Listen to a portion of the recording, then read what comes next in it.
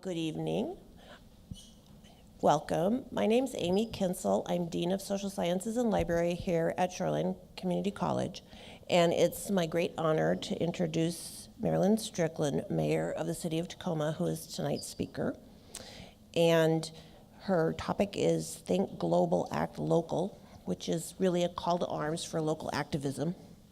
And this is probably most strongly associated with environmental issues, but it's used in many other policy realms as well. And am I getting feedback here? Okay. Including trade, immigration, transportation, healthcare, and education. And Mayor Strickland argues that there's been a shift from national to local governments such as Tacoma in seeking progress on many of these issues. Marilyn Strickland is currently serving her second term as Mayor of Tacoma, and her last term as Mayor of Tacoma. And her pro-growth agenda focuses on creating family wage jobs by improving education and workforce retraining, by promoting entrepreneurship, investing in transportation, and attracting international investment. She was born in Seoul, South Korea. She's a graduate of the University of Washington and holds an MBA from Clark Atlanta University. Prior to being elected as mayor, she worked in both private and public sectors. She's on a number of regional and national leadership boards, including Sound Transit, U.S. Conference of Mayors, and the Democratic Mayors Association. She's appeared on various media programs and been interviewed by Meet the Press, National Public Radio, and she's a trustee of the Urban Land Institute. She's been recognized by the National League of Cities, Women in Municipal Government for outstanding local leadership. And she was recognized as the 2015 Washington Trade Hero by the Washington Council on International Trade. Some of her accomplishments to raise Tacoma's international profile were a visit to Tacoma by Chinese President Xi Jinping in 2015, ahead of his state visit to Washington, D.C. She traveled to China and to Vietnam in 2016, to land investment support for Tacoma, resulting in $275 million of investment for downtown development projects. And in her State of the City address earlier this year, she said, "What happens outside of our borders and beyond can have a positive impact on local business and the people that call Tacoma home." And among the people that call Tacoma home are many of my relatives. So it's a particular pleasure for me to welcome Mayor Strickland. Before we hear from her, a couple of housekeeping items. Emergency exits are at the back of the room and at the side. The restrooms are out the main door and 180 degrees to the left. There's coffee and tea in the back of the room and some cookies tonight. We are recording the event for viewing later. During the question and answer period, because we're recording it, we're going to ask you to speak into the microphone if you have questions. And that's all the housekeeping, so please join me in giving a really warm welcome to Tacoma Mayor Marilyn Strickland, who came all the way in the dark and the rain to speak to us this evening. How do I get to this? Well, thank you very much for that introduction, Amy. It is a pleasure to be here today. I'm standing in front of the podium because, as I said earlier, the world is made for men who are 6 feet tall, and you would not be able to see me if I was standing behind it. But thank you for coming on this really rainy, stormy night. I appreciate you making the effort. So my name is Marilyn Strickland. I have had the privilege of serving as mayor for 8 years. This is my 8th year. And in Tacoma, we have term limits, so this is my final run. Next couple weeks, and it's been fun. It has been beyond my imagination what I would learn, but it's been amazing to raise our profile both regionally, nationally, and internationally. And I'm going to speak a bit about international affairs because I received this invitation because I was at a trade conference speaking, and then I got an email, and so that's how I got here. So the theme today is local action, global impact, and every topic I discuss will not necessarily have global implications, but I think the point I'm trying to make right now is that progress in America and progress around the world is actually happening in local government in the United States. So local initiatives and global consequences. Consequences seems a little heavy and negative, so maybe global impact. So this was a meeting at the U.S. Conference of Mayors last January. And every January, the U.S. Conference of Mayors, which is a group of mayors of cities of 30,000 population or more, we get together in Washington, D.C. for our annual meeting. And this group was actually discussing our position on immigration reform. And given the attitude and policies of the incoming administration, we thought it was important for the mayors of America's cities to take a stand on what we support.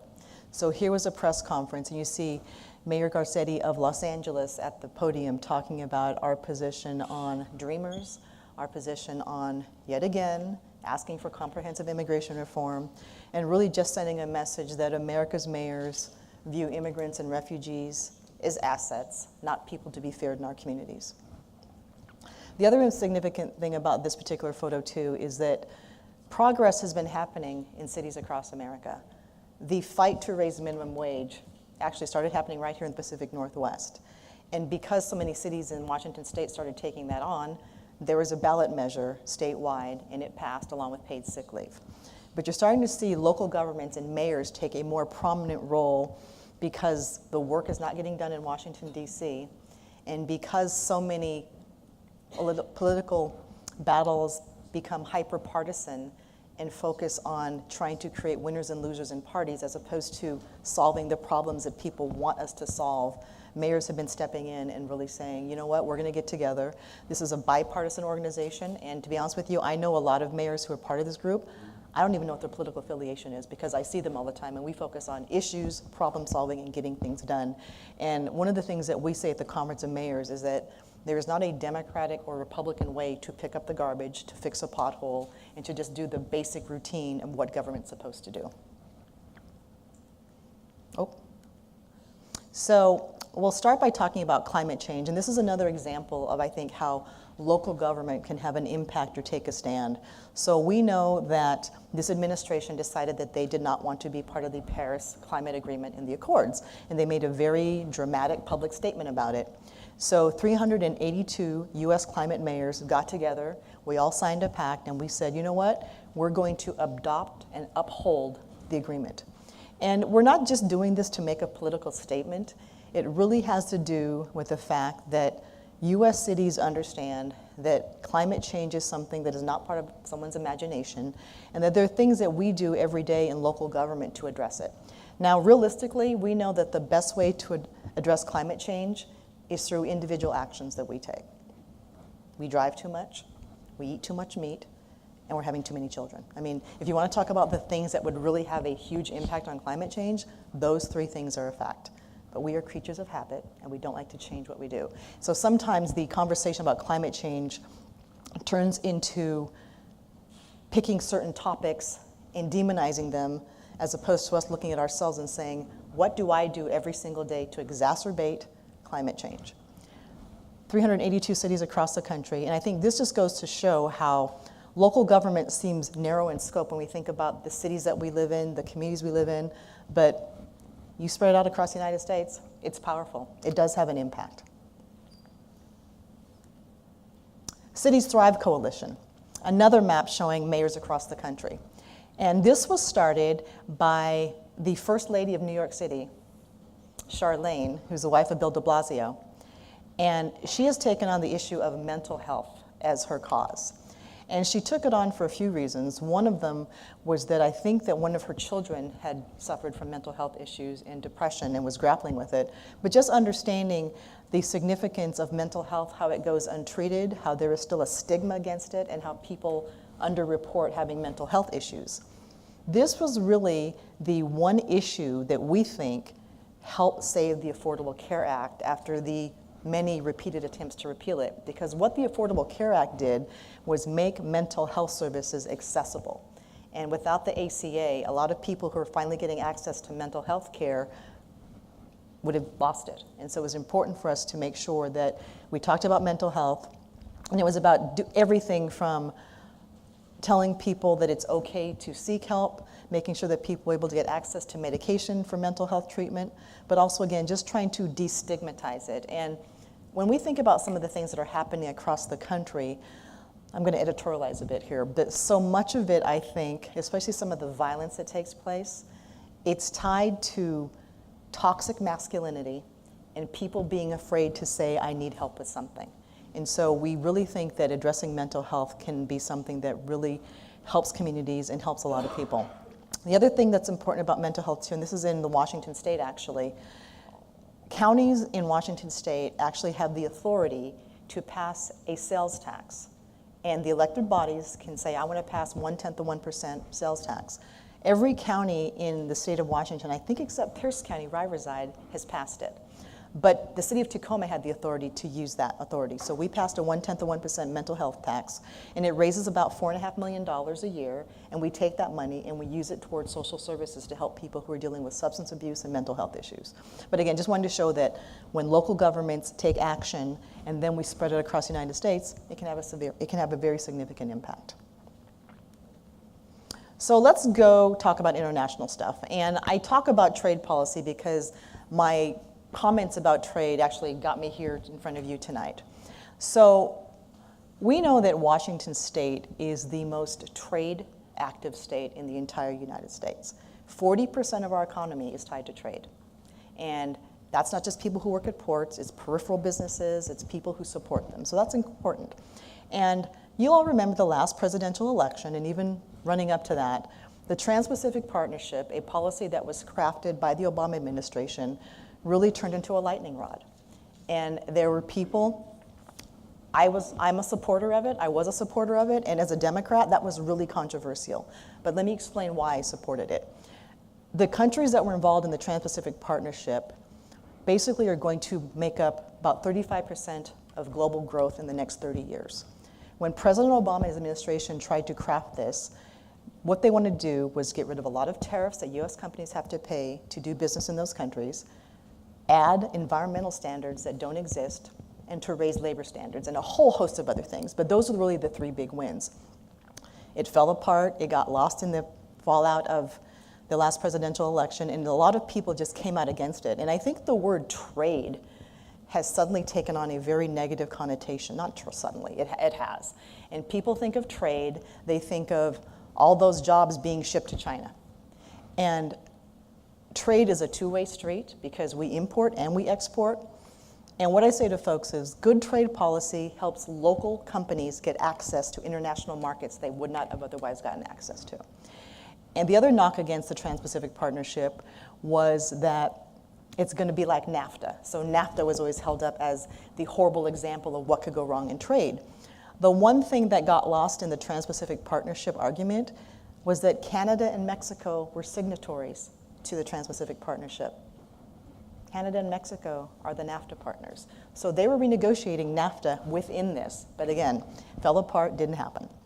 And this was the comment that I made at the trade conference where I said, we can put America first and not isolate ourselves from the rest of the world. And for some reason, this whole idea of America first has turned into, for some people, we're cutting off international relations, we're going to put huge tariffs on our trade partners, we're going to do all these things that are just about America, and we're going to bring these jobs back out of thin air. And the reality is, we are in a global economy, and we depend on people from around the world for our livelihood, and they depend on us for theirs.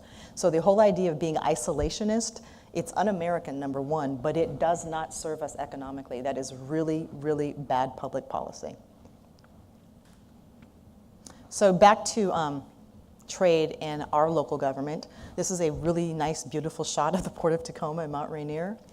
And Washington State exported $80 billion in 2016. $80 billion of goods. 40% of our jobs are tied to trade. And our top trading partners, let me see if I can remember this, China, Japan, Hong Kong, Canada, and United Arab Emirates. And we send a lot of agriculture, machinery, and technology to those partners. And it says here, import and export of machinery and computers, crucial to our trade. So again, as we think about what it means for our local community, when we trade, when we make international markets accessible, local companies get to ship stuff over there and sell it. What does that mean? It means local companies can hire more people right here at home. Jobs that are tied to trade, on average, pay about 20% more than the average salary of average jobs in the United States. And even in a place like Tacoma, there's a place called Heritage Distilling Company, and they make craft whiskey and liquor. They sell in China right now. Almond Roca in the pink tin with the gold foil, 30% of their market is now in Asia. There are companies such as Northwest Door, which make garage doors that they sell to Australia. So you have a lot of local companies in Tacoma making all kinds of things, and they sell to international markets. And that's why we need to make sure that we have trade policies that keep those markets open for us, but do not put us in a position where we're being protectionist and being afraid of the rest of the world. That does not serve us well. So let's talk about foreign direct investment. A few years ago, I attended a regional economic development conference, and we talked about the fact that the Seattle, Tacoma, Bellevue metropolitan region, given all of our assets and all these great companies that you hear about, we're actually underperforming when it comes to attracting foreign direct investment. And you see this boom happening in our region, but it's not as though it was this carefully orchestrated plan. I think we just kind of got lucky with some really good local homegrown companies. But if we were more deliberate and more intentional about our economic development plan internationally, we could actually attract more companies and more jobs over here. It sounds ridiculous to say that we didn't plan this, but if you think about the boom we're having right now, it really is a result of about a handful of local tech companies and Starbucks, Boeing, and they got really big, they became big global brands, and the Seattle region has become a magnet to attract other tech companies and like companies. However, we can be more intentional about making sure that we're attracting even more foreign direct investment. So there are two pictures you see here. On the left, this is me with a delegation from China, and I was showing them the city from my rooftop deck. And on the right, this was a trade mission that I led to Shanghai, where we were with a group of investors in China, telling the story of the Pacific Northwest, talking about the Puget Sound region, and really telling them why it's a good idea to invest in Tacoma. Now, one of the things I often tell people is that when you travel around the world and you're talking about where you live, when I say Tacoma, they're not parsing Tacoma from Bellevue, from Linwood, from Puyallup, from Everett. They see a shining star in the Pacific Northwest because they view us as a region. And it's really incredibly important that we think of ourselves as a region. And I tell people, when you land here on an airplane, you land at Seattle-Tacoma International Airport. It is a regional airport that serves this region. And so one of the challenges I think that we've had locally in economic development is being a little separate in how we talk about ourselves.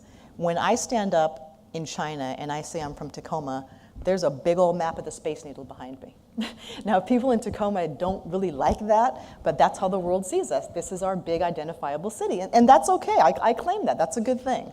But it's a matter of looking at ourselves regional and leveraging our strengths. And I tell people the distance between Seattle and Tacoma is what I would drive every day when I lived in Atlanta. So everyone is different in their geography, but it's really about describing the region, where you live, what its attributes are. From these two visits that I took to China last year, we are now bringing in investment in downtown Tacoma, where we're building apartments, mixed use, a convention center hotel. And these did not happen because I took one visit to China. We've been cultivating these relationships for about 5 years now. I've hosted them here, I've gone there, and I try to tell folks that in any business situation, it's about relationships. And when we're talking about international relationships, it's about building trust, it's about being culturally competent, and it's really helping people understand the story of how they can benefit from investing in your community. So I'm very happy that those particular trade missions turned out to be very successful, both hosting people in Tacoma, but also having a chance to be on a stage with some investors and talk about why this region is so special. So this is probably one of the highlights of my career as mayor. And let me tell you the importance of this, and there's a long backstory here. So about 20 years ago, President Xi, who you see there on the left, was an official with the Fujian province in China. He was the signatory to the sister city relationship between Tacoma and Fuzhou. So that's how far back we go with President Xi. When we learned he was coming to visit Seattle, which a Chinese president typically does en route to go see the president, we said, okay, instead of just spending time with the giants of industry like Microsoft and the people you would expect him to spend time with, let's see if we can get him to come to Tacoma. Now, first thing you think of is, oh my God, all that traffic. Then you realize a presidential motorcade can go as quickly as it wants, wherever it wants. So traffic is not an issue for a head of state to come down from Seattle to Tacoma. So the compelling reason that we gave his advance team for why they should come to Tacoma was, yes, there's a history there. President Xi, you were the official when Tacoma and Fuzhou became sister cities. But we also said to him, you're a man of the people, because if you look at the history of presidents in China, President Xi and his wife, Madam Peng, who is a pop star, these guys have pop star celebrity stars. They're like Barack and Michelle Obama. People love them, they're charismatic, so it's a very different than what I would call a traditional Chinese president. And we said, but you know what? There's a chance here for you to talk about your value of education and really show some soft power as well. That was kind of how we sold it. And so their advance team agreed to come down, and they drove down from Redmond to Tacoma, and I think in record time. I think it was probably under an hour. And you know what they do when a president comes to town? They close off I-5, and the presidential motorcade just rolls all the way down at about 90 miles an hour. It was pretty exciting to watch them pull up to the high school, the big SUVs. You look around, Secret Service is everywhere within a whole perimeter on the roof staged. But hosting President Xi and Madam Peng was probably one of the highlights of my life. And the gentleman you see standing there with the shaved head, that's my husband, Pat Irwin, and he's the principal of Lincoln High School. And so that was where we hosted President Xi. So it was really cool to do that. So on the right, you see students from Lincoln High School in Tacoma on, I think that's not Hainan Airlines because their color's red, but it's a carrier from China. When President Xi came to Lincoln High School, he announced that he wanted 100 students from Lincoln High School to be his guests in China. So 100 students from Lincoln High School got to visit China, all expenses paid, for 10 days. They went to Beijing, they went to Hong Kong, they went to Fuzhou, and they had the trip of their lives. A lot of these students had never even been on a plane before. So imagine having to gather 100 students, get them luggage, get their visas, get their passports, and get them ready for a trip. But I put that picture up there because that just really expresses the pure joy that these students had at going there. They were treated like rock stars. Everywhere they went, they had police escort, red carpet treatment. And we asked the students, what was the one thing that you learned when you were over in China when you took this trip? And so many of the students said, these students here are in schools in these buildings that are not nearly as nice as ours, and they work so hard, and they're so studious, and they take their education so seriously. And it made them say, you know what? We have a lot to be thankful for, and I'm going to be a better student. But what they learned from their peers in China. And it was so cool, too, because so many of them just formed these natural bonds and relationships. And it just goes to show that teenagers are teenagers wherever you go. All the football players were followed around by the girls and saying, like, oh my God, he's so cute, and just these really, kids are kids. And so it was just really amazing just to hear them tell these stories. And I will tell you that, my husband tells me that the kids who went to China talk about wanting to go back, where they want to travel next.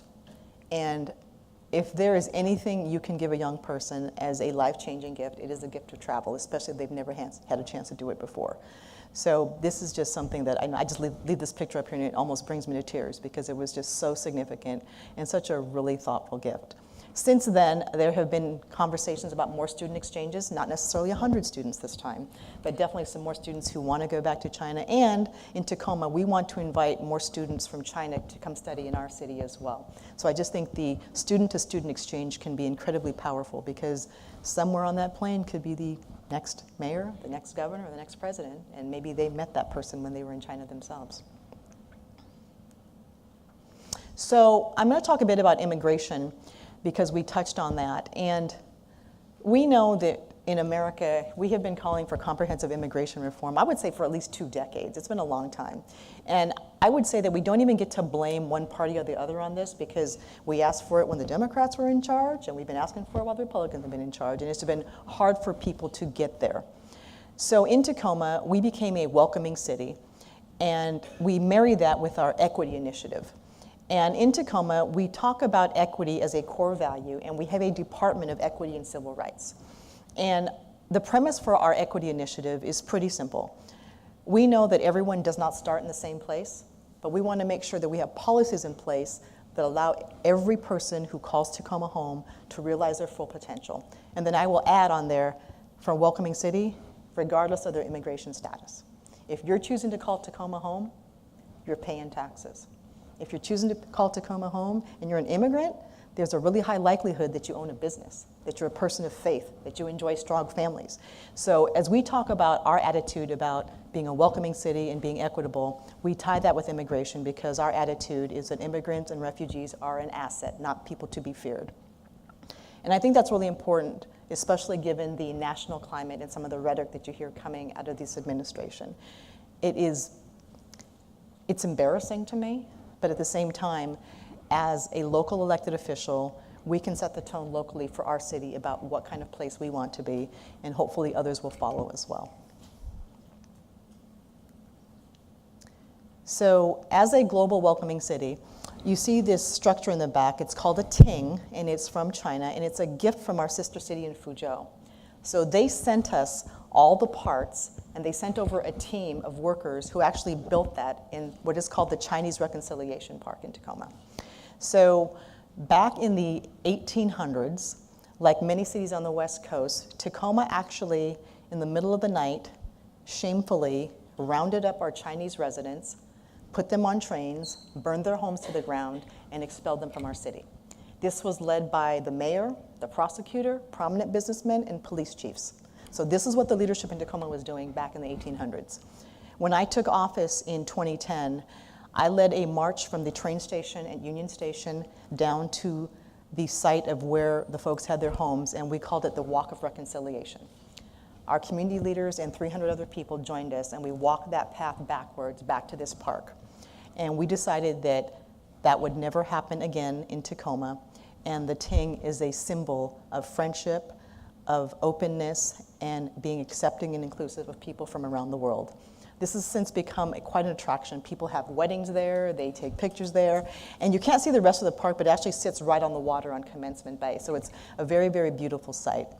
But I think, so much we talk about local action, global consequences. It's not necessarily the things that we do locally that have a direct impact across the world, but it's us as local leaders and people who live in communities taking a stake and taking a position and saying, we want to make sure that we send a message to people from around the world, or people who are watching, that we are open, that we are welcoming, and that we know that when we are a city that is inclusive, we are stronger. People want to live in cities that are immigrant friendly. So if you've been watching the news lately, there's this big mad dash to get Amazon's second headquarters. And quite a few cities in Washington state made the application. And there was a news story, I think it was in GeekWire, where an Amazon executive was quoted as saying, everyone doesn't want to live in the Pacific Northwest. And so we had a press conference yesterday when we sent our application off to Amazon. And I said, everyone does not want to live in Pacific Northwest. But let me tell you who does. The best and the brightest. People who believe that climate change is real. People who believe that you can marry the person you love regardless of their orientation. People who believe that immigrants and refugees are assets, not people to be feared. That's who chooses the Pacific Northwest. And I'm so proud to be part of this community. And I think it's even more important for us who are here tonight and who live in these cities to amplify our voices and to speak out and to support local officials who want to make sure that we send a message, not just to our local community, but around the state and nationally, and especially to this administration. America is better. We are better than what's going on right now in Washington, D.C. And doing these things locally gives us a chance to prove that every single day. So I'm going to stop there. And one of the things I like to do when I do presentations is start a dialogue, because there are probably a lot of parts of a presentation I would make, but until you ask me a question, I probably won't remember what I would say. So I'm going to open up the floor and let anyone who has a question to please feel free to ask me. And there's no wrong question. Yes, sir. Hold on, I'm going to get a microphone for you so the whole class can hear. How is Tacoma working with Seattle as a region? entity Yes. to promote the economic situation here? So his question is, how are Tacoma and Seattle working together to promote the economy? And that's a really, really good question, because I think for so long, people have kind of thought of Tacoma and Seattle as like not necessarily united and fighting. And there's a history there, because a long time ago, the western terminus of the Union Pacific Railroad was supposed to be in Tacoma, and they changed their mind and they put it here in Seattle. And I would say that since I've become mayor, I've really embraced the idea of regional cooperation. So for example, we work together with Seattle and Everett and Bellevue on sound transit, because we know that for a city and region our size, we don't have a transportation system that adequately meets the needs of how fast we're growing. And so we work together on that. When it comes to economic development, there's an opportunity, I think, for us to work more closely together. And I say this because, for example, Seattle only has so much buildable land left. And so if I were running for mayor of Seattle, my platform would be, let's put a pause button on the growth and think about all of our neighboring cities and see if we can push jobs out there and some growth there, because there are communities around Seattle who want the growth and have the means to accommodate it, and just kind of figure out what's going on in Seattle with traffic, with housing, but kind of put it on pause for now, and let's share that wealth with our neighboring communities and really act as a region. So I think there are opportunities to do more, but we do work together occasionally. But when you're the mayor of a city, you're so busy just focusing on the day-to-day of what you do to keep your residents happy that you have to actually carve out the time and make it a priority to work more cooperatively with other cities.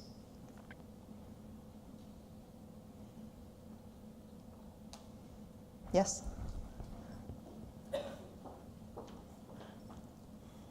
Make sure I don't get this too close to my face. Okay.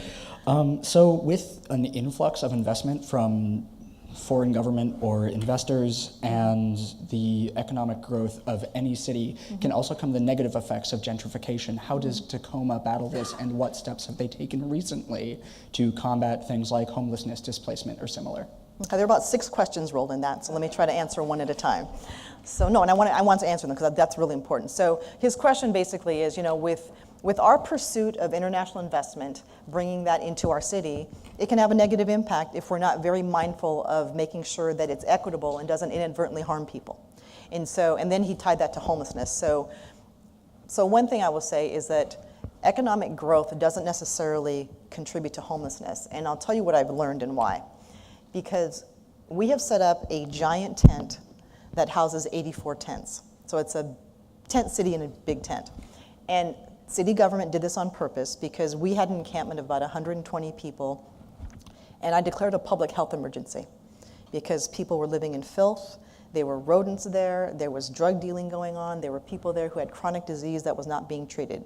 So we created a tent in a tent, and on site we have toilets, we have showers, we have laundry facilities, we have the health department comes in, and we've basically been with this cohort of people, about 84 now, for a couple months. And the one thing that we've learned is that a lot of them have mental health issues. Some of them have disability issues. And it's more than a matter of just finding them housing, because they need permanent supportive housing.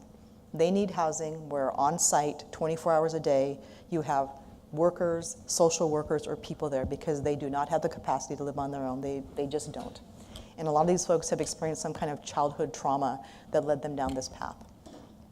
So how is that related to the conversation about investment? I think for me, it's like growth in a city doesn't necessarily cause people to become homelessness. That is a long path that people take that can be related to domestic violence, to childhood trauma, lack of jobs, and even something as simple as not having ID that we don't think about, or not having chronic disease treated. And so when we talk about bringing investment into communities, I'm going to do a groundbreaking tomorrow, and there's a Vietnamese investor. And they're going to build units of housing with retail on the bottom, and 20% of those units are going to be affordable housing. And this developer that we met in Vietnam, he builds what he calls social housing, which is basically our affordable housing, subsidized housing here in America. So he was very open to the idea.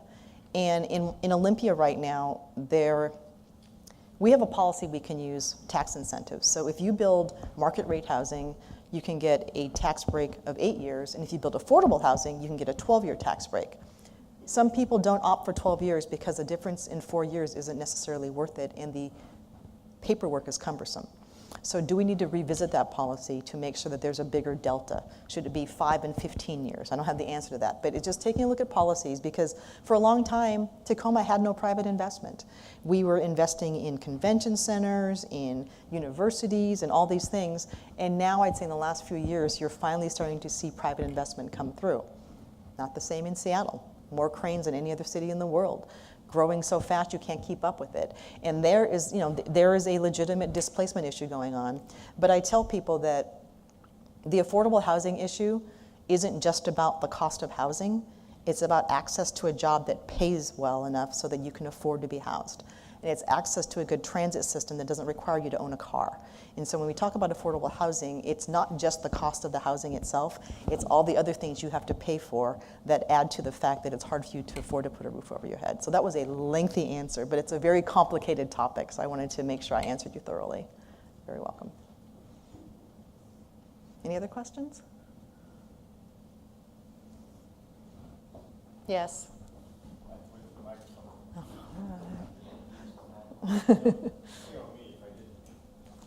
So, could you talk a little bit about, do you get together with the mayors here in the Pacific Northwest? You began by showing that great slide of Right. Of all the mayors. What about the mayors in the Pacific Northwest? Do you get together with them on a regular basis, and do you share with them ideas such as you've had about growth in the region, not just in a particular city? And how does that work? Yeah, so good question. So did the mayors in the region get together? So there was an organization called the Puget Sound Regional Council, and I think 47 elected officials belong to it. So we get together once a month, and we talk about everything from economic development to growth to transportation. And this is really the organization, too, that awards transportation funding. So people come to these meetings because that's where money for your local community gets doled out. And so we talk about a lot of different things, but the reality is that there's not enough money to go around for everyone's needs. And so the challenges that we have as a body is to ask ourselves, are we going to try and spread the money out thinly so that everyone gets a little something? Or we're going to put the money where it's going to have the most impact. And that's where the politics of it get a little dicey and a little hard. And so sometimes we do what we should do, and sometimes we could do better. But we do get together on a regular basis. And then a lot of us serve on regional boards together. So there's Sound Transit. Depending on what county you're in, there's Pierce Transit. There's, I don't know what the transit is called up in Snohomish County, but King County Metro. So a lot of these regional boards and commissions you serve on, you actually serve with other mayors, but you're usually there for a very specific topic. Any other questions? Go ahead.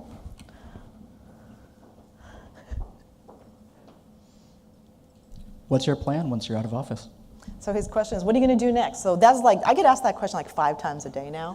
So I tell folks that when it comes to being an elected official, I'm not the kind of person who's just going to run for anything because I have to be an elected official. So right now, if you look at the landscape, nothing really of interest to me. So I'm probably going to go back to the private sector. My background professionally is in marketing and communication, but after having served as mayor, I can probably do anything because there's so many different books of business that you get to dabble in and be part of when you're mayor of a city. So the answer is I don't know exactly, but I tell folks, always keep an open mind. Don't feel compelled to take the first thing that comes along, and just be ready for whatever. All right, any other questions? Yes?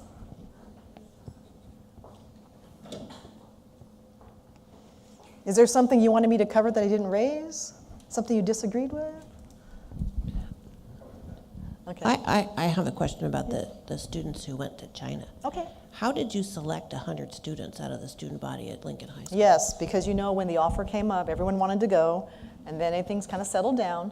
So how did we select the students who went to China? They actually had to write an essay which described why they wanted to go, how it would benefit them in the long run, and what they hoped to get out of a trip. And the students who got selected weren't like all the high GPA students who we knew were college bound. we wanted to make sure that, I didn't do the picking, my husband and his staff at Lincoln High School, they picked the students who they thought would benefit the most from the trip.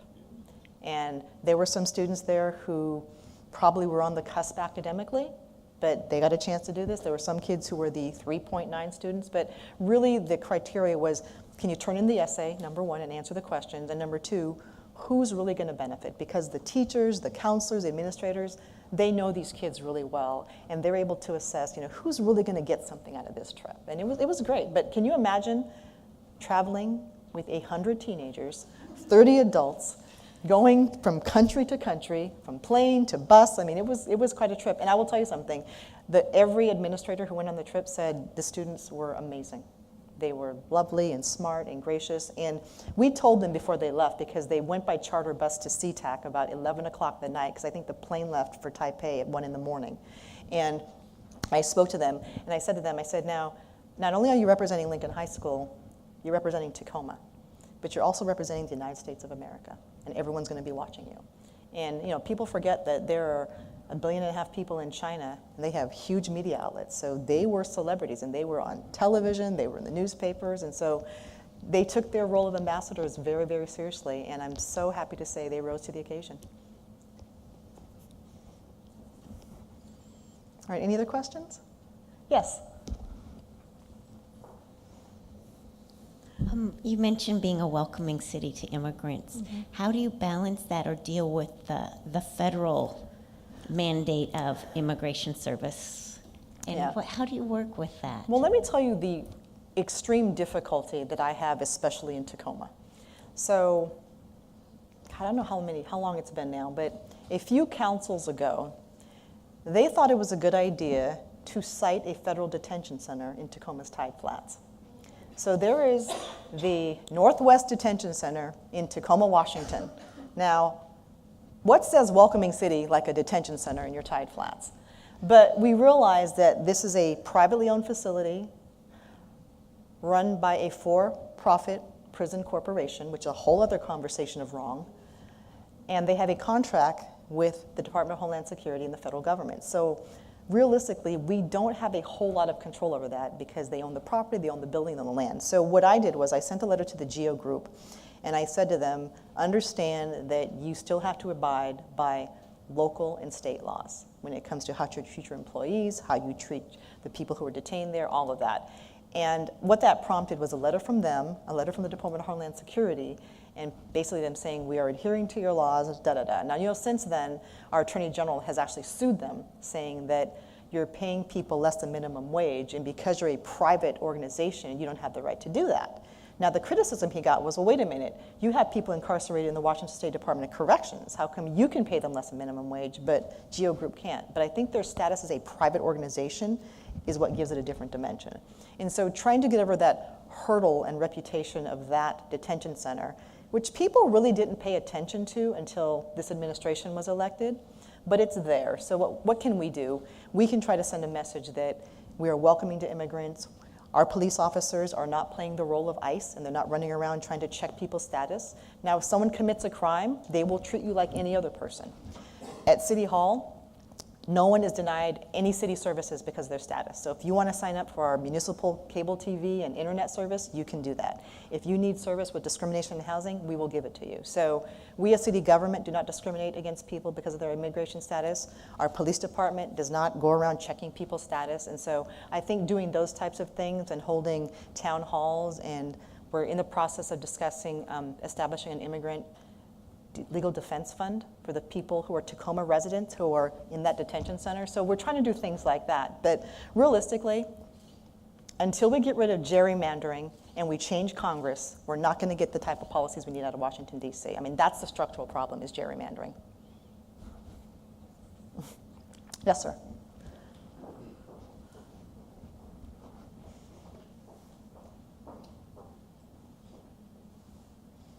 I have a question on income tax that was passed by City of Seattle. Yes.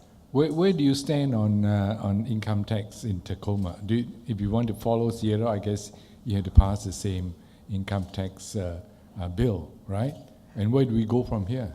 So the city of Seattle passing the income tax, I'm not sure is constitutional, even legal, so I'm pretty sure it's going to have a legal challenge. But if we decide to change the tax structure in Washington state, it should be done statewide. I think that's going to require a constitutional change. Now, there have been attempts to have a state income tax in Washington state, and right now, because we rely so much on sales tax, we have the most regressive tax structure of any state in the US because people who are poor and on the lower end of the socioeconomic scale pay a disproportionate share in sales tax compared to people who are higher earners. So I will tell you that, I'm going to go on camera and say this, we should have a state income tax in Washington state, but there has to be trade-offs. So are we going to eliminate the B&O tax that businesses pay on gross revenues? There has to be some kind of a trade-off. Are we going to lower the sales tax? What happens to property tax? But this is going to have to be an ongoing discussion because our needs aren't going away and we keep raising sales tax over and over and over. And so at some point, there will be someone who runs for office or a group of legislators who are going to give it a go to try and change it. But it's a hard conversation. When Ron Sims ran for governor, he ran on trying to change to an income tax. It didn't work, and there have been attempts made with different campaigns. But I think at some point, there's going to have to be a serious conversation about it, but it's going to have to be something that, number one, people don't believe is just another tax, and they're just going to keep compounding them and compounding them. There has to be a compelling case made for what gets traded out and how you actually generate more revenue and don't just keep adding more tax burden to people. But I will say this, though, compared to other developed nations in the world, the tax burden that US residents pay is actually not that high. It's somewhere in the middle or low end of the pack. So when you hear people say we pay more taxes than any other country in the world, that is just not even true.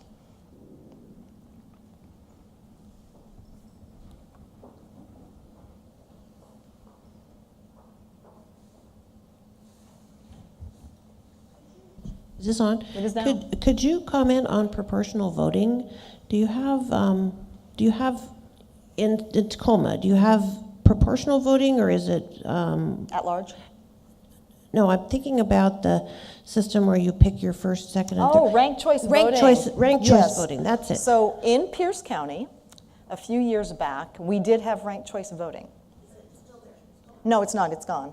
So we had it, and some people got elected, and then it got taken away. And I think it's a good concept because in theory, you're thinking to yourselves, okay, you have a lot of people who can run for office, and you basically, do you guys know what ranked choice voting is? So you basically rank candidates, and then there's an algorithm that comes out with the person who has the most first, second, and third place votes. And I think for some people, we ended up with some candidates who got elected who were just kind of perennial candidates and not really qualified or fit for the job. And so I think people just kind of went back to the old standard way of first place finisher wins. But we did try it in Pierce County, and it very quickly got rescinded. Are they considering that up here in King County? Yeah. Because you mentioned gerrymandering, so I wondered about with ranked choice voting, if everybody knows what this is, you have the ability to say, okay, my favorite candidate is probably not going to win, but I'm going to vote for that person number one, and then my second choice is got more chance of winning and so forth. So you don't have to put all your eggs in one basket, if that is, and it also gives an opportunity for more people to have a chance of winning. But I don't know if it works out in that way. Yeah, I don't know that I don't know if that's going to solve the gerrymandering problem, because gerrymandering is just drawing these crazy boundaries that are not contiguous to create safe seats for people, and there's it's just not good for democracy. Oh, my other question is about the relationship of Tacoma to the state government. How is that either frustrating or beneficial for the cities in the state of Washington related to the state government? Yeah, so I would say that Tacoma has a good relationship with state government. We work a lot with the governor, and we work with legislators on both sides of the aisle. And so I would say overall it's good, but every relationship with every city is different. And so the thing about state government is that you have people representing the entire state of Washington. At the same time, there are still there's still some things that I call what I call urban-rural splits, urban-suburban splits. And so I think it depends on what the topic is. But overall, I'd say Tacoma has a good relationship with Olympia. But again, it depends on who's in office, and it depends on what the topic is more than anything else. Yes?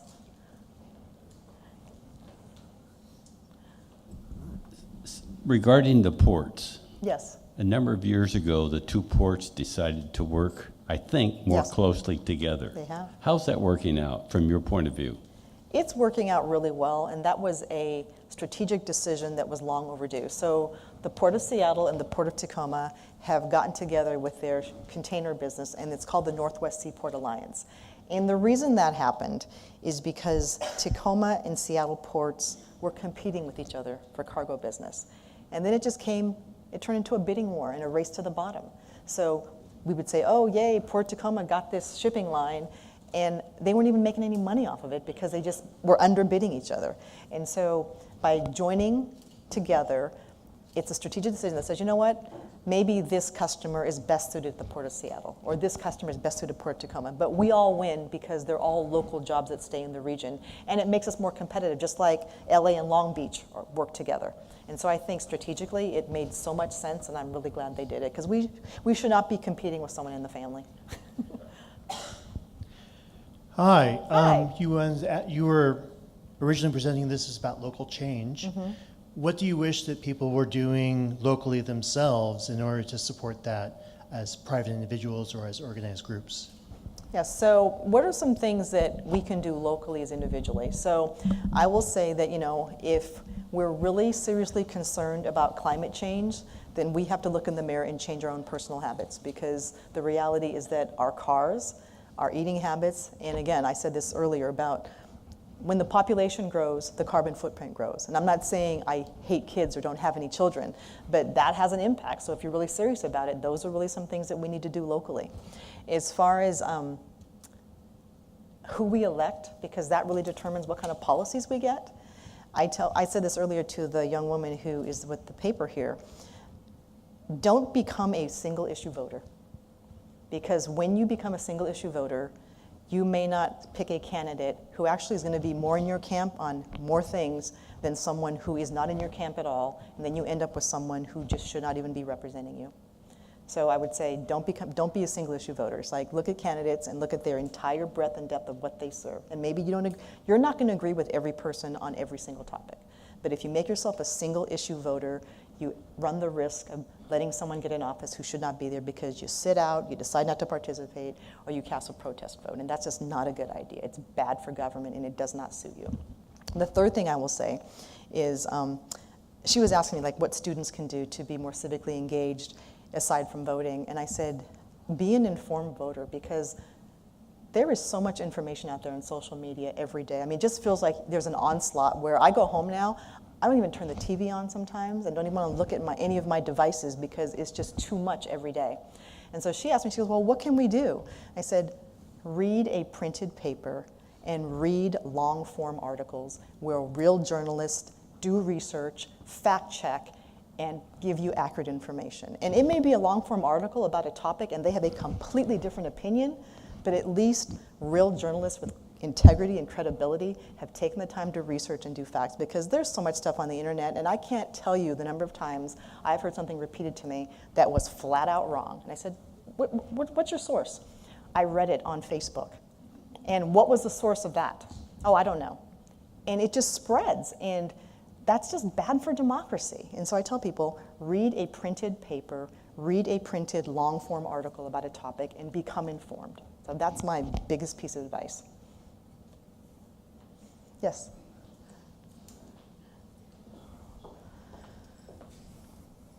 So in the realm of environmental projects, things along the lines of, say, France, when you mentioned earlier the Paris Accord, France is on track to, by 2040, no longer have diesel or fuel-powered cars or sails. In Tacoma or in the larger Pacific Northwest region, what are we on track for larger environmental growth and health as a region? Yeah, I've not heard us make any declaration about not having cars that are fueled by gasoline. But So, we talk about electric vehicles, and even in China, President Xi has talked about increasing the number of electric cars that are there. And the biggest challenge we have, especially in old cities, is that when we build new construction, we can build charging stations that come with a house or garage and apartment. Well, what about all these old buildings? Because I remember when I was car shopping recently, I thought about an electric car, and I thought to myself, I have nowhere to charge it. And so are we building the infrastructure to accommodate these types of decisions that we want consumers to make? I'd say the second thing, though, is we have to keep investing in tripling down on mass transit. I mean, I drove from Tacoma to Cle Elum, from Cle Elum across I-90 here to this. I mean, the traffic is mind-boggling, and I think to myself, we can't live like this. And so tripling down on investment in mass transit is really important, but it also means we have to have housing patterns where people don't live so far away from where they work that they don't have to spend that much time in a car. And think about the history of America and the automobile. We built suburbs on purpose because people were fleeing urban cities. The term urban once meant poor and minority, and people fled cities. And if you look at some of these historic suburbs, they don't even have sidewalks. They are built for you to pull into your driveway and pull out to go do everything. They're not even walkable. So in many ways, when you think about some of our transit desires right now and some of the things we're doing with land use, we're trying to undo decades of bad land use planning because we've come to our senses and we've said urban form actually makes more sense because the built environment should be something that doesn't always put the car first. I'm not anti-car, I love my car, but at the same time, people have to have options, and I think that's what we're talking about as far as reducing our carbon footprint. And again, eating less meat. Yes, ma'am. My question is, what are you doing in the attempt of slowing down global warming in our city? So her question is, what are we doing in our attempt to slow down global warming? And really when we talk about global warming, we're talking about the impact that it has. So because of where we live in the Pacific Northwest on the Puget Sound, the things that damage our waterways more than anything else, especially because we have so many hills, is stormwater that flows into the Puget Sound. So we're working really hard with our environmental services departments to create systems that get rid of stormwater, or at least try to clean it before it goes to the Puget Sound. That means rain gardens, planting them as much as we can. It means increasing our tree canopy in Tacoma. We have a goal of increasing our tree canopy by 30% in Tacoma because trees are good for the air. Trees help absorb contaminated rainwater. They do all kinds of really good things for the environment. I think the other thing we're trying to do just in government alone is that we have fleets of vehicles, whether they're garbage trucks or other types of heavy haul vehicles. And our garbage trucks, we've converted, I think half of the fleet has gone from diesel to compressed natural gas. And so even the type of fuel we're using to fuel our vehicles.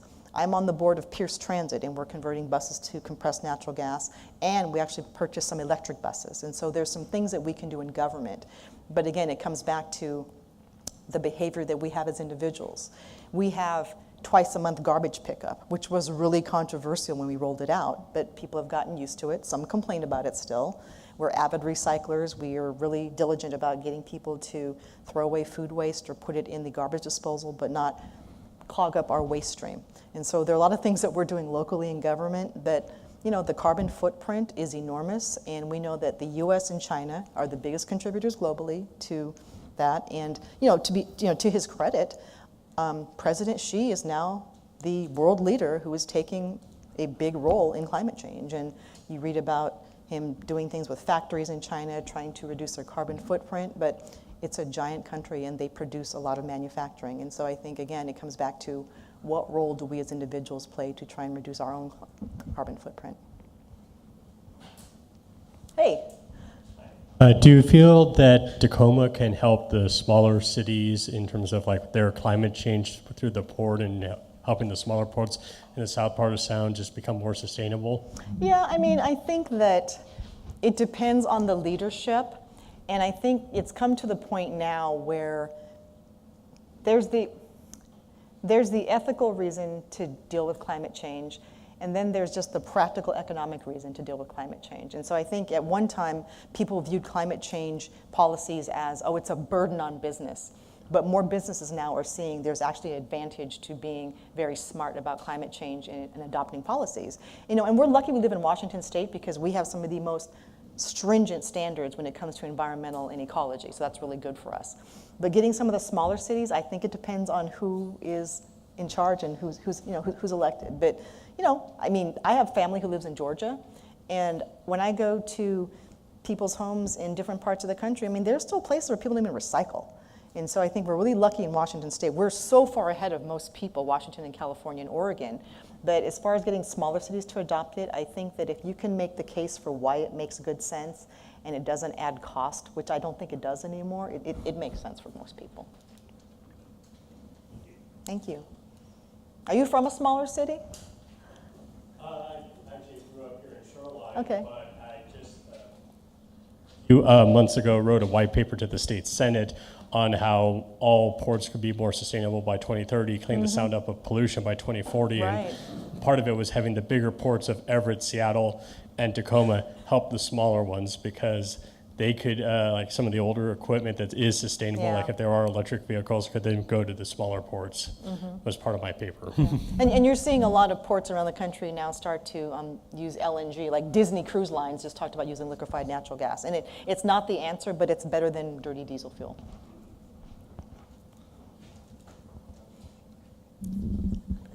Education hasn't come up yet. Right. And so I wanted to ask you how the K through 12 schools you feel are doing in Tacoma and what priorities you feel there are in moving forward. Absolutely. Thank you for the question. So, as mayor, I have no formal jurisdiction over the school system. They elect their own board, they're funded through property taxes, but I really believe that in every city, the mayor should be the most high-profile advocate for students and education because so much of what you do as mayor is tied to education. And you know the examples. People make decisions about what cities to live in based on the reputation of a school district. When we're talking about qualified workforce and workforce development, what kind of students are coming through your K through 12 system? Not just college bound, but are they just qualified to be good? Are they qualified to be good employees and contribute to a team wherever they end up? And so in Tacoma, we've got a pretty compelling story. When I took office, USA Today called Tacoma Public Schools a dropout factory. Our graduation rate was 55%. And today it's now 83%, which is higher than the state average. And that didn't happen overnight or because we passed, we did a magic wand. We decided as a community that everyone was going to get behind our school district because everyone has a role to play. So we got business together, the NGOs, social service agencies, our housing authority, and just all got together and said, this is going to be a civic priority for our city. What role can you play to improve education? And it's simple things like remembering that, some kids come to school hungry. They come to school without their basic needs being met before they even walk in the door. So how do we help families be more productive and able to meet kids' basic needs? And I tell people that human nature in general, but especially kids in school, kids need two things. They want to feel safe and they want to feel loved. And if we as adults can give them that in some form, it dramatically increases their ability to be successful in school. We also realize, too, that different students learn differently. So in Tacoma, we have what is called the Willie Stewart Academy, which is named after the first African-American principal in Tacoma. And these are for students who maybe dropped out of high school but want to get back into the system.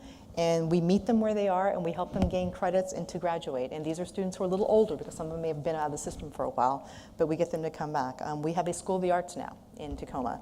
And we just opened a Science and Math Institute inside Point Defiance Park. So the classroom of the Science and Math Institute in Tacoma is Point Defiance Zoo and Aquarium. They have a beach, they have a zoo, they have this forest, and that's part of their learning experience. And so we're trying to find innovative ways to meet students where they are and to prepare them for the 21st century because the traditional school model was built on a farming calendar. And so we have schools that have extended days, we have schools sometimes that not fully year-round, but they start earlier in the summer just to kind of get kids prepped. And so we're trying to be very innovative about how we meet students and families where they are as opposed to being prescriptive about this mold we're trying to put them in. And there has been talk about starting the school day a little later for teenagers. I don't know how that's going to work with people's work schedules, but that's something that I hope they consider at some time. Yes? As you look back on your tenure as mayor, what's been your most challenging issue that you felt you've worked on? That's a really good question. And so people often ask me, what's the hardest thing about being mayor and being an elected official? And depending on when you asked me over the last 8 years, I would give you a different answer. But I would say overall, it's restraint. It's having to just kind of take a step back when you hear something, give yourself time to get more information, maybe say, I'll think about it, but not necessarily having a knee-jerk reaction to things, because that's a really easy thing to do, but it doesn't always serve you well. So as far as the hardest issue I've had to deal with, I would say, so I think maybe like the first 2 years I was in office, Arizona, the state of Arizona, passed Senate Bill 1070. And it basically gave the police officers the right to go around checking papers of people who are undocumented. It was highly controversial and probably unconstitutional, which it was found to be later. And when I was in Washington, D.C. at the Conference of Mayors, a couple of my colleagues decided that we're going to pass a resolution, we're going to boycott Arizona. And I was like, well, okay, I don't know what we buy from them, but okay. And so when we came back, we had a deeper conversation about what that meant. But what was challenging about that was I have never had a topic generate so much email, phone calls, and lengthy public testimony than that issue, because we knew that what they were doing wrong in Arizona was wrong. At the same time, people were saying, well, what does Arizona have to do with Tacoma? And the more we thought about it, the more we realized a law like that gets passed in Arizona, then it creeps its way up to another state. Then it starts to permeate your city. And so by coming out and saying, we didn't do a boycott, we just came out and we denounced the policy and we called for comprehensive immigration reform. But there was a desire to take a stand against it. And I got emails from organized campaigns nationwide about how I'm never coming to Tacoma again. And you read that and you're thinking like, you never came to Tacoma in the first place. And so, but it was a very highly organized national group of people emailing us and calling us, trying to scare us out of that type of policy making. So that must have been back in 2010 or 11 when they passed, but it was Arizona Senate Bill 1070. So I still remember that. So that was pretty dramatic. Was it hard? I mean, it was kind of like my early stage of my career, and just getting that type of attention and blowback was really overwhelming. You get used to it after a while, but that was probably one of the toughest issues that we faced. But I think we made the right decision by coming out against it. Yes. You're a journalist, aren't you? So actually relating to in a same realm of Senate Bill 1070, at the moment, America is in its grace period for the DACA rescission. Mm-hmm. And in the vein of immigration reforms, cities like Everett have taken to holding clinics statewide to help people either file while they still can or will front their fees, which can be as high as $500 to $1,000. What has Tacoma been doing? So there's an organization in Tacoma called Tacoma Community House, and they have been around for over 100 years. And they are very good at helping people who are immigrants and refugees, and they've actually helped people apply for DACA and get it renewed and be successful. The city has not necessarily put together funding for that, but we recently sent out an announcement saying that we were partnering with a city in South King County where people who were DACA recipients or wanting to renew could have a chance to come and learn about what was going on. So have we put money forward specifically for DACA? No, but we have organizations in Tacoma that are very, very acutely aware of it. And I was part of a conference call, a press call last Friday, where we talked about DACA, and what we requested was we want a clean DREAM Act bill. Because what's happening right now is that the DREAM Act's being held hostage. There's all these riders and things about, we'll pass DREAM if we build a wall and do all these other things. And so what we're trying to get out of Congress is just a clean DREAM Act that just addresses that specific issue, and then have them tackle the other issues later on. Thank you. Mayor? Yes. Could you talk to us a little bit about your city's application to be the second headquarters of Amazon? Do you really want to talk about that? Okay. Can you? Sure, I will. No. So as you all know, back in September sometime, there was a big news story that came out at about 7 o'clock in the morning and said that Amazon was looking for another North American city for what we call it Amazon HQ2, their second headquarters. And I remember getting the announcement when I was just checking my text messages, and so I immediately contacted my congressman, my economic development board, and some folks, and saying, okay, we should apply for this. without knowing anything specific about it. And so, we've gone through the application process, and we signed a non-disclosure agreement, so I can't tell you what's in it, but I can tell you why we decided to go for it. Because what I said during the press conference we held yesterday is that Jeff Bezos could have easily picked up the phone and called up 4 mayors and said, I want to relocate HQ2, and I want you 4 cities to compete for this. He just kind of did an open call and said, everyone put your best foot forward. And that's indicative of the culture at Amazon, because they believe that competition makes everyone perform better and raises their game. And when you look at the criteria, mass transit, 8 million square feet, qualified workforce, quality of life, we actually were able to check the list pretty easily. And so we thought that, you know what, let's give it a go.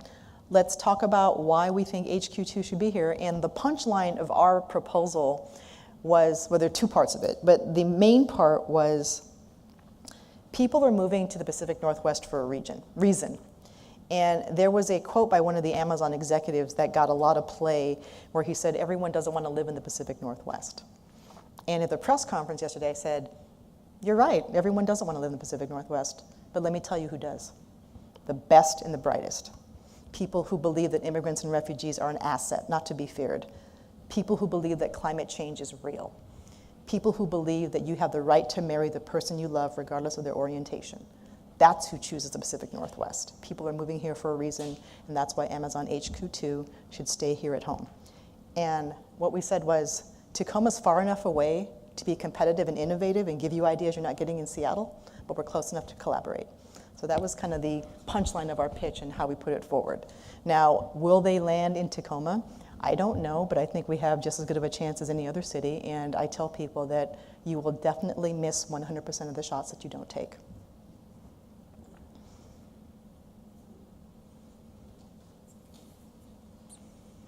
You briefly referred to the police in terms of, searching for immigrants. Mm-hmm. What else can you tell us about the situation with police in Tacoma?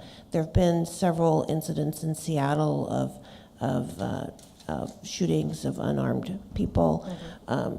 Can you tell us anything about the police in Tacoma and relations with the community? Yeah. Well, Ferguson, Missouri, and social media have changed our relationship with police, because there are things being caught on camera and being put out there. But I want to go on record as saying this because, growing up, 2 of my best friends' fathers were police officers. And I have so much respect for the people who choose that profession. It's a hard job.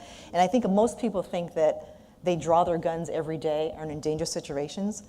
Most police officers every day are solving pretty routine social problems. That's what they do most of the time. They're actually conflict resolution specialists. They get people to kind of chill, figure out what the problem is, and they move on.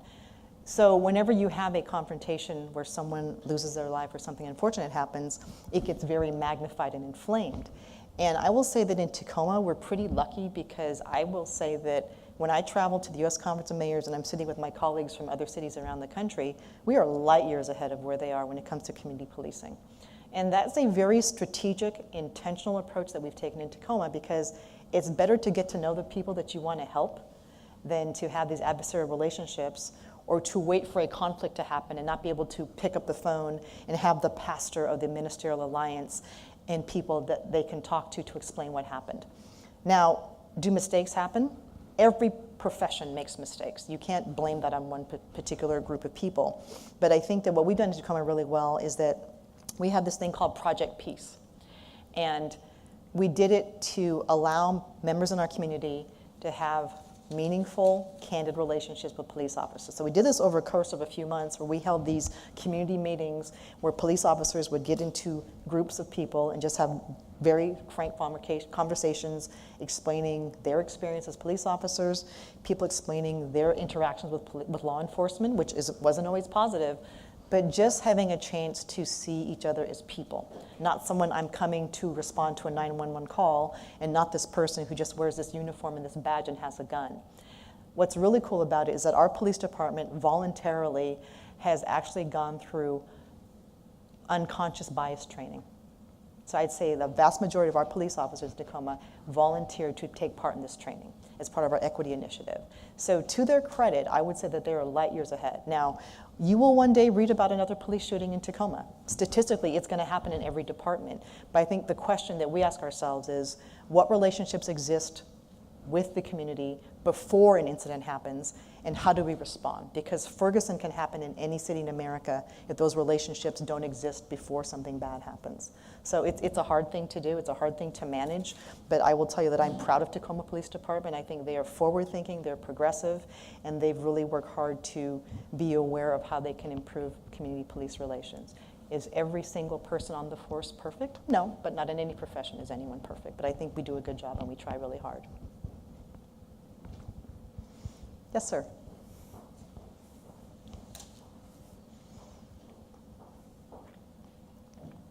Right. So continuing on the topic of immigration and law enforcement, I have an acquaintance who works down in Tacoma with immigrants down there. It's some kind of Catholic charity that works with immigrants. Okay. And they have a really good relationship with the Tacoma Police Department. They've also had problems lately with ICE. They've been like posing as Tacoma police officers and presenting false documents, trying to get in and make arrests. So ICE agents have been pretending to be TPD officers? This was a while ago. I think they probably reported it because they were able to call up the police department and get it all worked out. Right. But has there been a lot of tension between the police and ICE, and has there been any progress in recent months that you know of? So I'm not aware of any tension between the two because they really don't work together that often unless there is a crime being committed. So I can't verify or dispute that. And the story you told me about the impersonation was a surprise to me.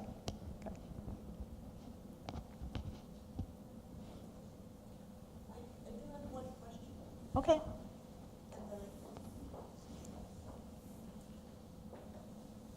You got a question earlier about the most challenging thing. Yes.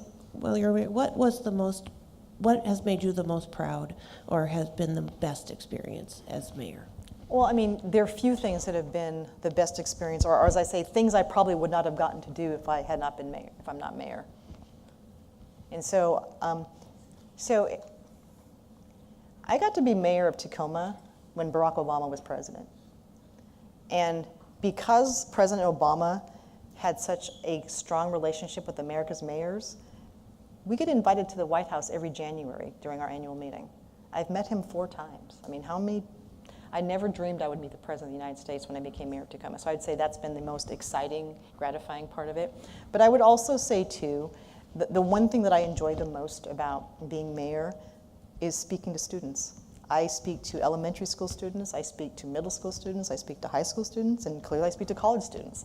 And I just think that's a really good opportunity for me because the questions that you ask give me an idea of what people are thinking and what's on their minds. But also, too, when you meet with some of our youngest residents and just the pure innocence and bluntness of their questions, it just gives you perspective about what's really important. And so I just really enjoy, especially meeting with kids who are second graders. So a law firm in Tacoma, Gordon Thomas Honeywell, has adopted a first grade class at Sheridan Elementary School. So there were a bunch of first graders at their law firm the other day. And you just see them and it just makes you realize, like, this is why you do this work. I mean, just these amazing, bright, curious, happy kids. It was just exciting to be around them. Well, on that very positive note, I think that I'm going to go ahead and thank you so Yes, much thank for you. coming. You can, and can everybody join me Thank in you.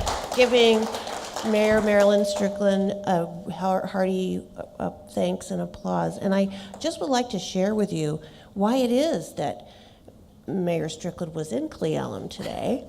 And this is just released this morning. Tacoma Mayor Marilyn Strickland honored with Senator Scott White Regional Leadership Award. She's been awarded the Senator Scott White Regional Leadership Award from the Seattle Metropolitan Chamber of Commerce. This award honors a regional leader who builds bridges between competing interests, moves policy issues from discussion to action, and exemplifies a collaborative and servant leadership style. The award was presented today in Cle Elum by Seattle Mayor Tim Burgess. And so very hearty congratulations on that award. Thank you. And thank you again for coming out on the dark and stormy night. And I'm so glad that all of you made it as well. This has been a very, very informative and delightful presentation and discussion. And I just want to thank you for having me. Thank you for your questions. And I tell folks it's always an honor just to have a conversation with people. So I appreciate you taking the time to come here tonight. Thank you. So thank you so much.